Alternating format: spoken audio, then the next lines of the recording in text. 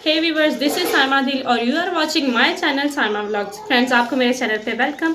और जैसा कि आप सबको पता है, साइमा व्लॉग में मैं आपके साथ शेयर करती हूँ रोज़मर्रा की रूटीन जो आपके लिए खुदा बहुत ही फ़ायदेमंद होती है। फ्रेंड्स, आज मैं आपके लिए एक स्टोरी शेयर करना चाह रही हूँ जो आपके लिए बहुत ही फ़ायदेमंद है, जिससे आप कोई सबक सीख सकते हैं और जिससे आप अपनी लाइफ में एक तब्दीली ला सकते हैं। क्योंकि बाज़ का छोटी सी तब्दीली हमारी ज़िंदगी में बहुत बड़ा फ़र्क पैदा कर देती है, हमें एक ऐसे मुकाम तक ले जाती है जो हमारी सोच तक भी नहीं होता।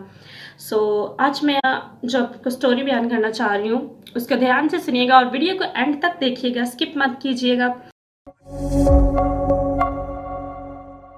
एक मछुआरा था जो अपनी रोज़मर्रा की रूटीन के मुताबिक समंदर के किनारे मछलियाँ पकड़ने जाता था।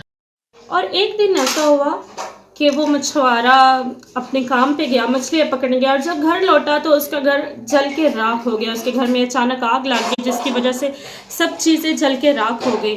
तो वो मछुआरा बहुत ही परेशान हुआ क्योंकि उसके पास इसके अलावा और कोई काम नहीं था कि वो मछलियाँ पकड़ के अपने घर का गुजारा चलाए, और उसके घर का सारा सामान जल चुका।